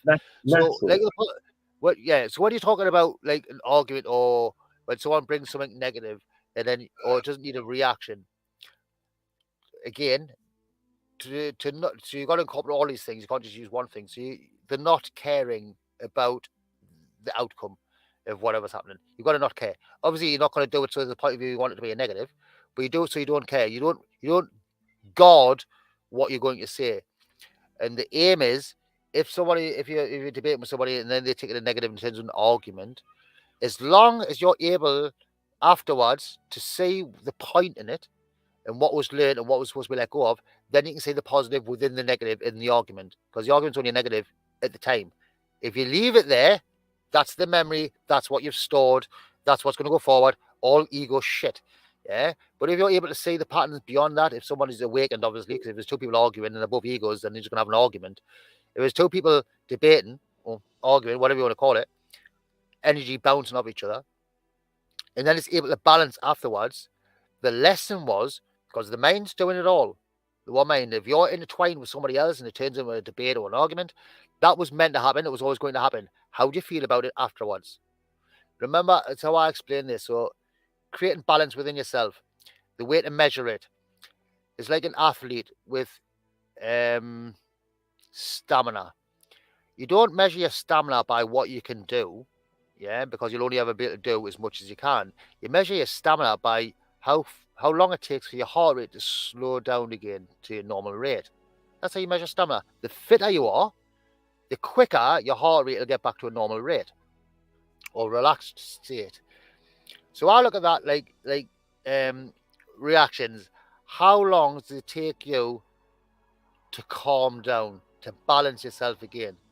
And that's how you can measure how awakened you are. If it takes you a full day to calm down, you're far from awakened, and you need to work on yourself to find balance. Yeah, so I measure everything within me, how long it takes for us to balance it again. As long as I can balance it, the lessons have been learned. If you don't balance it, then it'll inevitably go around in a circle and come back until you balance it, and it'll keep coming back until you balance it. And the other lessons. So I don't see negatives in arguments either. I see them as way. There'll always be a positive there as long as you can see it. But if, like you say, if two people are just arguing and there's nobody there who's going to like try to look deeper, then it'll just remain an argument and two negatives. The people will probably split and not be friends anymore, and all the rest of stuff that goes with the ego. So it depends. Do you feel the tone in which you're saying is important? Because what you just said is something so profoundly powerful. Because once you're heart centered and you're not saying it from the perspective of trying to demean anybody or be like a vampire trying to suck some energy out of something.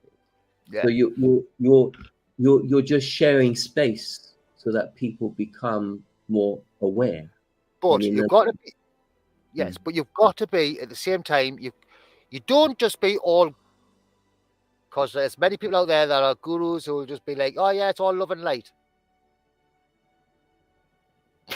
Okay, then go ahead and you try that. But what you'll do, you'll come up against somebody who wants to argue with you. But from your point of view, you will just walk away. No, I'm not dealing with those. No, I'm all love and light. I don't deal with negative shit. Well, I don't do that. If you've got negative shit and you're going to hide on me, I'll have the conversation with you. But I won't take it personally. If they do, that's up to them. But the whole point of it is to be able to still say the truth, even if you've got to raise your voice and they're raising theirs. Even if that happens, the way I see it is that was still going to happen. The one mind, I don't question it. I take it for what it is, and it is what it is. How I feel about it is irrelevant. I've had a lot of people constructively criticizing me in the last couple of weeks, and I appreciate that. I don't see it as a good or bad. What they were trying to say is that I have to create boundaries, but these boundaries are to protect me. Is it from myself? So where does that stand with why do we need to create boundaries? What's a boundary? A wall. Because what you build walls for? You keep certain things out. Why do you keep something out? Why would you keep something out? You only need time you need a wall is when you got fear. Exactly. That's a wonderful word, isn't it? Because without fear, there's no walls. Yeah. Do you know what I mean? Face your demons. They're your demons. You're building walls. All you're doing is hiding behind your demons. The walls then you're like, yeah, it's all them. It's not me. So no, you don't have a wall. You don't. Boundaries. My boundary is, look, it's about the truth. If it's not into the truth, then you definitely don't want to be talking to me. As simple as that. And you start talking your truth, and you'll see how long people will sit in your company. Because with me, they don't last very long. They get bored really easily because they don't know what I'm talking about. Yes. So the conversations don't last very long. So I generally only like talking to people who want to listen. And I'll talk to anybody if they're going to listen. If they're not going to listen, they'll walk away. I won't walk away first. They'll get bored before I walk away. I don't get bored with this. This is what I do. I love it. It's the truth. Do you feel that, I'm not saying one has to change their style in how they approach things, but do you feel that it's important to present the energy in a certain palatable way? Because if you dive in those first, it will throw people off balance. I mean, let's say you talked about this event is the end of the world kind of, because the way you've approached it today, as most of the time I find, if not all the time, you do it in a way that to me, it sparkles, it makes sense. But if it's the tone in which it's being presented as well. And I got that with you, although I was a bit thrown off balance, and I like that because you're representing an aspect of me that needs to be released. Exactly. So but I appreciate that. And do you feel that the tone is it needs to be, and your tone is good? I mean, I don't find you abrasive in any shape or the form. I find you I don't know. I mean, it's like, it depends. It all depends. If it's a one-on-one, it'll be different, because a one-on-one, I'll be 100% me with no filter on. I swear a lot, and I don't have any filters on what I say when I'm talking to one-on-one, and I'll flow extremely broad Geordie, so it'll be hard to understand. Right. When I'm speaking publicly like this, I'll change. It's okay. I create a new character. I create a character for the public. This Yeah. is so what everybody sees Rob as. They are my fucking guru. I'm not their savior or anything like that. I'm just Rob. So I'll create a character that's created to share the one truth. So whenever I talk about the one truth, I'll then go into what people call Rab, R-A-B, and I'll go to my Godhead, and I'll live in that world, and I'll talk the truth. If I'm not doing that, I'm just Rob, the ego, being alive, doing what the egos do. So if it's one-on-one, it'll be more personal, and it'll be more direct, and I can be more harsh. If I'm just sharing truths, I'm just sharing the truth. I'm not speaking individually. So it's completely different. The character that's created for this is the character that I had to create to share the truth. This isn't how I'll normally go on day to day, walking around the street, talking like this. I'll be like, Yannick, mate, how's it going? Aye, Koshti.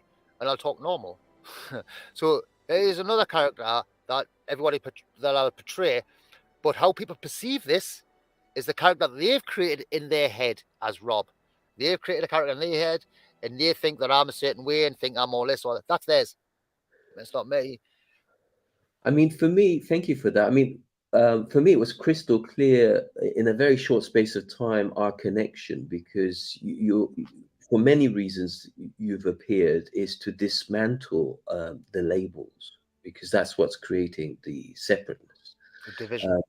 Division, yeah. I mean, the divisions are very powerful, labels. Like, I don't advocate for any form of harm, right? I find it's better, I don't use the word vegetarianism or veganism and things like that, because there's such Labels. it's terrible. But for me, it's if you say things like do no harm, it's finished. Yeah. If we start giving it fancy words here and there, that it creates more division. And that's why I say within the communities at large, especially where people, because I love animals, and I don't want to cause any harm. But it's very frustrating for people when they see slaughtering and things like that. And imagine you saying to somebody, yeah, but it's just a projection. Yeah, but the animal is suffering, is screaming, there's blood everywhere, and it feels not comfortable. So it's torture, For me, the biggest torture is not knowing the cause, the effect, and why, the essence of who you are, what you are, and when you open your eyes, having that realization, and that, that's torture, not knowing. But yeah, I mean, things are meant to look so bloody real. The pain is real, right? And I tell you what's, for me personally, what is so powerful is the experience. Yeah. Because you're gaining merit. And this merit you're going to use so that this cycle ends. That's the name of the game. This cycle ends, but when you come back, you're still going to come back. There's no... Yeah, but you're going to be fully aware, lovely one, now. That's what we've been saying up to now, yeah? No more amnesia. Yeah. In the communities I've heard people saying that was removed because it could be a bigger test. So I'm like, okay, well, I sit with things, I don't necessarily advocate it as truth. And one of the reasons I get told off for doing this sometimes within the communities, they say, no, it's either black or it's white. No, now I'm saying I'm not going to do black and white. I'm not going to say black is better than white or white is better than black. I'm sitting neutral. It's all black. Simple as that. The white simply creates the illusion. Let me tell you, don't tell me, I've got notes here. White is duality, black is unity. Yep. Yeah, see, I take notes. White comes from black light. So black light creates everything. Black is the one main. Before there was light, there was darkness. There was black. Well, not darkness, black light. Black light creates white light that enables you to see. And then within white light, that divides. And that's your chakras or the planets or luminaries or division. That's what it is. It's resonance, a resonant frequency and division. So once you understand the firmament is divided into layers of consciousness, and you move, or Gaia, with the sun and the moon. So if you imagine this, right? So you've got the firmament, you've got the sun and the moon. On the first step, the sun and moon are turning, but they only go up to that first step. They don't go any higher. So they stay at red light. Then they go up a little higher on the next step. So for 16.4 billion years, it stayed at that height. The sun and moon only went to that height, the lowest point.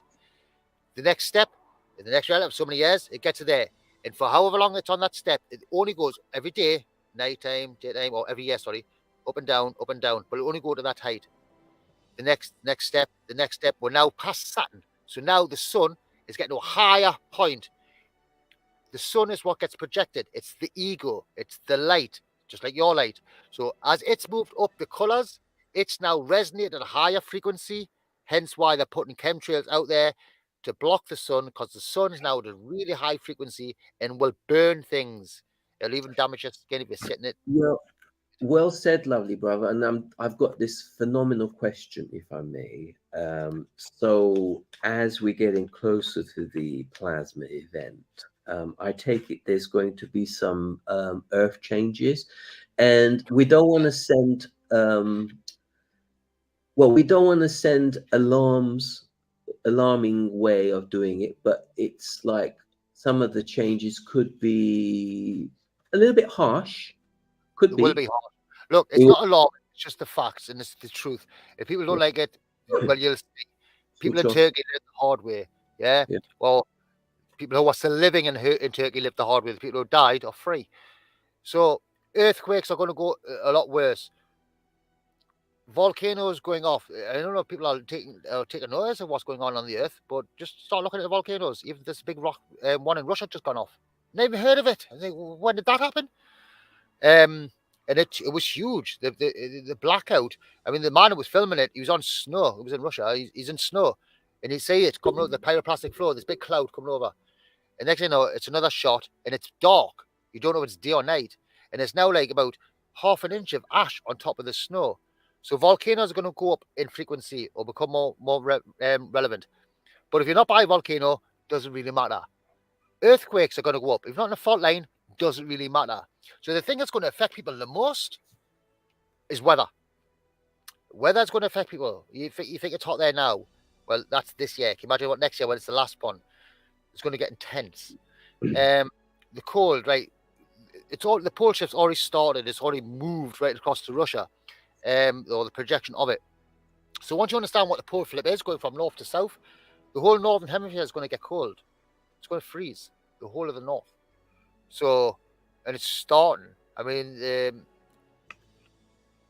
if you think of everything on a flat plane, you'll understand what the jet stream is. The jet stream just flows on the outside near the firmament, and it's fast. This is a fact, by the way. If anyone's listening to this information, I mean, this is real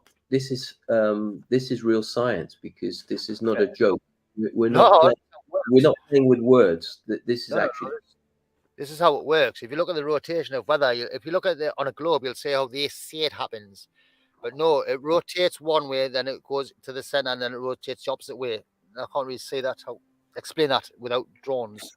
But just imagine the flux lines that you see on the Earth. So NASA's drawn the flux lines, right? So imagine that on a flat plane, and the flux lines are going like a donut. So the flux lines are going in, and then there's turning, the spiraling. Well, those flux lines are what energy follows. Rivers follow those flux lines on the ground, cymatic pattern, or the ley lines. Rivers will follow ley lines. They don't just meander for no reason. If you look at a river and you look up and you can see the whole river from its source to the mouth, and you see how it meanders. You look at that river, you get an image of it. Any image of a river, you can see the meandering. Look at it on a flat plane. Now imagine that meandering with a double helix and a turning. So where it meanders that way, from left to right or whatever, imagine that's turning. And because you've got that loop there, all you're going to see on a flat plane is it doing like a snake. But what it's actually doing is a double helix. And the energy or water is following that flow. That's all it's doing. It's the same as plasma or lightning or anything like that. It's, what you're seeing is the flux line, and then the plasma is following that flux line. And everything works in the same way. Your veins and your arteries in your body work in the same way. They're just flux lines. And the energy follows the magnetic flux lines. That's why your blood's got iron in it. The iron's magnetic. and it's flowing around the flux lines. It's getting dragged around the flux lines, and that your heart creates the flux. The flux is created by your heart. Every time your heart goes bang bang, it's rotating. Every time you breathe, that's what creates the rotation of the torus. The electricity in the center is the heart, but the rotation is what creates the up and down movement. It's the heart. So without breath, there's no up and down movement. So the whole torus, the energy that you can't see, is definitely there. You just can't see it. And it's that energy that makes all the physical things move. Everything, every single thing, including rain and clouds and all that. So again, if you look up, or you look into how rain falls, question it. How can you have a cloud with literally millions of tons of water in the sky? How? How's it sat there? And how all of a sudden does it just fall? How? If gravity was a thing, that should just get pushed to the ground. We should have mist on the ground all the time, but we don't. It sits in the sky. How does it do that? Well, once you understand this levels and planes. Thank you for that. I was going to say, this is going to, you're not going to be very popular with the next question I'm going to present, because there are a lot of people out there claiming to be grid keepers and they can neutralize volcanoes not going off, blah, blah, blah. I mean, there's a beautiful soul. I mean, I think you've had the pleasure of talking to Rick Dewars from GPMS. He's doing remarkable work out there. I mean, I feel that he's in Romania at the moment. He's like looking at clouds all the time, and he's a beautiful soul. He claims to be an ascended master, which is brilliant. But the thing is, like, he's looking at clouds, and he's being a bit. He's saying some stories. I mean, where's your take on all this? I mean, it's just. Okay, I'll just be blunt and I'll be straight to the point. People talk a lot of shit and people make a lot of claims. Right? People will make claims from the ego point of view, and you'll know the bullshit because they're claims, they're opinions. I mean, how can you neutralize a volcano? For one, you'd have to know how the volcano works. But if you're using science, you don't know how the volcano works. You've literally got no idea how that volcano works. None. So how are you going to neutralize it if you don't know how it works? All you're doing is talking pony, as far as I'm concerned. No. Right. So if you don't know the torus, you don't understand how the torus works, you don't know really squat, because it's the torus that creates all movement. I've shown exactly how volcanoes form, what's there, and how it does it. It's a torus. But the only part you're seeing, because you don't see the torus, you only see the physical part of it. The physical part, the cone. I've created that cone on a flat plane using tones. Do it yourself. Get a tub, put a speaker and stick it to the tub. Stick it so it's stuck to it, so it vibrates with the speaker. Put sand in it. Just to put flat, make sure it's flat, level, and put a tone through it. And then you'll see what it does. It'll create a little hill, a mound. You put the volume up and make it start moving, and it creates movement. Now, that movement represents time. So the volume, the higher the volume, the more movement you'll get, because all the little bits of sand at the top of it now are rolling down. But they're only rolling because of the movement of the vibrations. So if you turn it down, they don't move. It's like you've slowed time down because of low vibrations. So you turn it up because you want to see how this is going to work. So you turn it up, the frequencies, or the volume. The amplitude of the waves goes up. Then what happens, it forms a dome or a tor, a hill, yeah? A volcano. That's the masculine, yes? So you've got feminine and masculine. All shapes in the universe are created either masculine or feminine. It's got that duality. If it's masculine, it sticks up. That's masculine. It's a penis. That's what it does. It's a phallic. If it's feminine, it's a hole. It's a vagina. So it'll have a hole in it. Everything on this earth is that shape. Every single thing.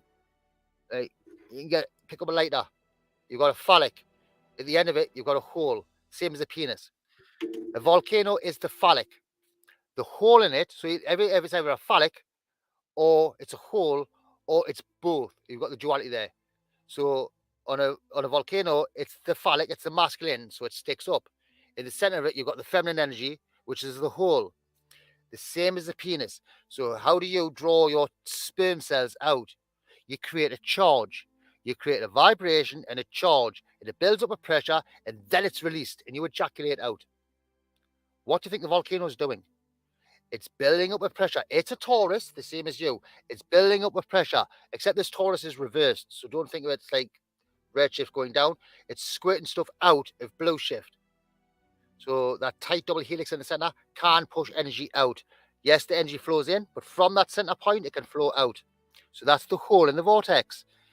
So, sorry, the hole in the vortex is the hole in the volcano. So as the volcano, now, how does that work? So you've got ley lines. You've got a ley line going in one direction, and you've got another ley line going that direction. As those lines converge, they will start to rotate on themselves, just energy. That energy rotates. Land will then follow that rotation. Land will form around the energy lines. It forms a torus. Once it forms that torus, it's rotating on itself. You can argue with breathing or not, but it's rotating on itself. If it's not rotating, it's static, but it's still building in pressure because it's a torus and it definitely is building pressure. You've got to remember these energy ley lines will be what's making it rotate. So the ley lines with energy going forward and backwards or what's making this torus rotate. Then it becomes a volcano. It will then form the tone in the movement's always in the center. So you only ever say the movement in the very center of the torus when it's able to form the shapes. Otherwise, the energy is moving and it won't form a shape. So the center is where all things are formed. It then pushes it up and you get the volcano shape. Yeah, all volcanoes will be round. I'm telling you, it's a torus. So it's think of it like the vortex coming up of the hyperboloid from the center. All the liquid is in the center, the same as your sperm cells. The penis is the volcano, the firm part of it. The sperm cells are the lava that's at the bottom beneath it. It then ejaculates that sperm cell out, or lava out, and it ejaculates out. You'll get the gases and everything that come out with it. It's the same as an ejaculation. It's the same as coughing or sneezing.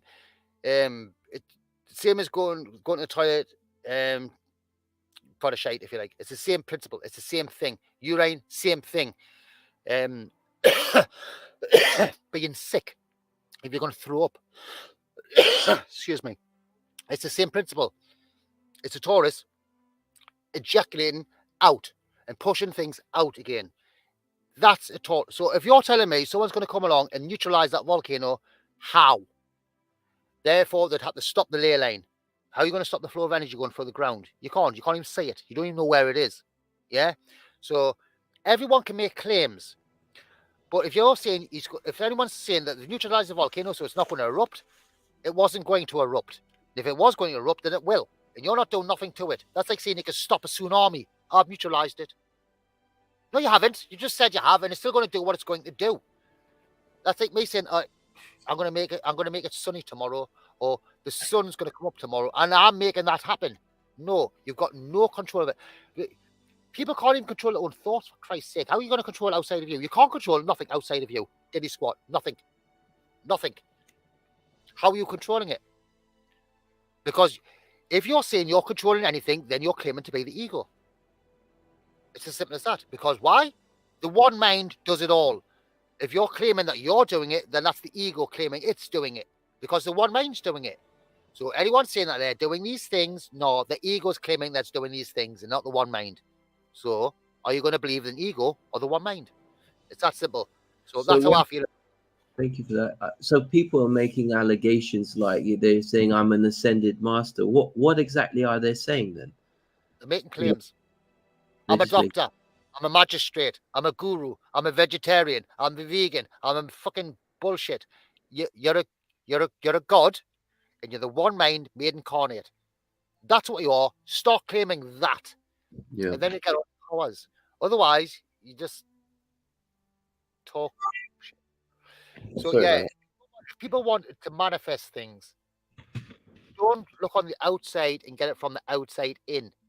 Don't do that. That's what the ego does. That's what everybody's doing. Say it in your head. Live it. Become it. Think it. Say it. Know it. Say it. Make it so. It's that simple. But you've got to do that on the inside, and you've got to do it, and you've got to literally say it. Otherwise, you're going to have a lot of pain and suffering for the next few months. I mean, there's only 13 months. I think something left now. I think it's nearly now on 13 months. It's not long. And it's going to get a lot quicker. Our next topics that we'll go away and sort of feel the, in terms of a title. But I suppose one can sort of talk a bit on, what to expect in terms of, and in terms of location in an ideal world, where would be a more, I mean, are we going to make people, I mean, let's say people get aroused by this conversation. Is it possible that people start panicking and sort of Don't like, panic. No need to they panic. may be like on plane out to another destination because they've All we need listened. to do is organize. At the minute, we're still separate. You've got all these other organizations organizing themselves into these little groups. Well, that's what we need to do. We need to organize ourselves and the people that know the one truth. And then we need to gather. We need to gather together, and then people will come. And then we'll start the movement off. At the minute, it's like the levels of consciousness. There's loads of different people at different levels. But there's loads of enlightened people, but they're just not quite there and they don't quite see the one truth. But they're higher up. They are doing things. And eventually they'll stop doing that because they realize it's going to fail, and they'll have to go to that. I mean, all these things will fail. Everybody I know that's trying to do something or try to succeed as in business-wise or university-wise or get everybody to come to learn things, every single one of them's failed. Every single one. Everyone tried to create money, right? Doing the business. Failed. Why? Because money is a belief, and it's a belief by the ego. If you need money, manifest it in your head and you'll get the resources that you need. It might not be money, it might be gold, it might be something else. I don't know, whatever it is, you may get what you need. But you need to create that in your head and you will create it. If you see the negatives, that's what you get. So I only say beautiful world, but I think the next stage forward is we need to plan, we need to organize, and then we'll become a lot bigger. And where, I mean, I know we just now, hold on, not that time exists. We're nearly 2 hours now, but in terms of like putting a plan together, is it a place where people can come to? Are we going to become a bit of a community? No, movement. It's got, right, there's a lot of people in the world, and it's a big place. What the top, right, organize it, the ones who organize it will have to do it in a certain way. Because it's just me at the minute, and then I'm talking to you. Yeah, we're just talking to this. The people haven't organized this at all. So I don't want it to be about me. I'm not no fucking leader. All I'll show is people how to lead themselves. Yeah, it's not to make the lead or guide anybody. Show you how to lead yourself. But when we become a collective with this in mind, with the one truth in mind, then we use the law of fellowship. We all focus on the solution. I don't want to focus on the solutions by myself because they become personal to me. And that's just my mission. So what we need to do as a collective is get lots of people to brainstorm these ideas or questions to see what answers get shown to the collective, and then we'll go with the average or the one that makes the most sense, logic. Do you think we should do a group at some point? Do you think we should do a kind of like a group discussion or something as well? I think just everybody should join. I don't know, Activator or anything else. We need a platform though where people can come who know the truth and are only talking about the truth. I don't want people coming along going, oh, so do I need to do this? Right, look, you need to know what you need to know. You keep asking me what I'll do, and it's like it's irrelevant. I mean, I can eat bad things and transmute it because I don't look at the negatives. I just go, well, if I was supposed to do that, and if I wasn't supposed to do that, I wouldn't have done it. And I always do that. I can't make mistakes. I keep telling myself there's no mistakes. Everything I do is for the right and the good and the greater good of the one mind or the good of the whole of mankind. And I tell myself that all the time. So it doesn't matter what I say to people. It doesn't matter how they react to it. It doesn't matter. That's on them. I'm only doing this with this intent. And I've got a goal and I know where we've got to get to. And it just plays out the way it has. I mean, I had no idea this was going to happen years ago. None. No clue. I thought I just had to work it out. I didn't know how that was going to play out though. And now what? Yeah. But yeah, that's in essence the projection of self. I mean, you can't go deeper into it if you want to talk about characters and all the people that you love and hate in the world, or people that you love and hate about yourself and all that. But most people know that anyway. Yeah, it's you have no mom, you have no dad. If you have a mom, it's actually your pituitary gland. If you've got a dad, it's actually your pineal gland. They're inside. They're part of you. Your parents simply give you the vessel. That was it. Here's a question. Do you follow your intuition 100%, Rob? Yeah. all the time. What's intuition? Intuition is simply tuition is being taught something, and in is within. So or legal terms, in is not, but intuition is simply learning from within. So yeah, I get all my answers from within. The patterns. So you're not going to read anywhere, unless you read my work, that the universe is a cell or just a fluid. I mean, you might read it somewhere, but you've got to see these things in your head. I have no physical evidence to show that there's a firmament above our heads. I mean, I can't do that. You can't do this. You've got to just use your head. I mean, everybody's got one. Everyone's got a brain. It's just equally as powerful as everybody else's. Just use it. Just think. Stop blaming. Yeah. It's been great, bruv. I mean, it's just coming to the 2-hour mark, and yeah, I need a toilet break. yeah, but thank you very much, brother. As usual, I'm always honored to be in your beautiful, humble, authentic company, and we'll endeavor to talk again soon. Excuse me, I'm coughing at the moment. Get some liquid down my throat. But we'll catch up again soon. And I hope everyone understands that. I hope it was easy enough to understand. I do try to break it down as simple as I can. And I do play by, I don't have any, I don't follow writing or anything. This is just me remembering things. So, yeah, it may not be as coherent as it could be, but yeah, it is what it is. Much love, bro. And we'll catch you soon. Okay. See you soon. Bioactivator would like to thank you for your kind support and donations.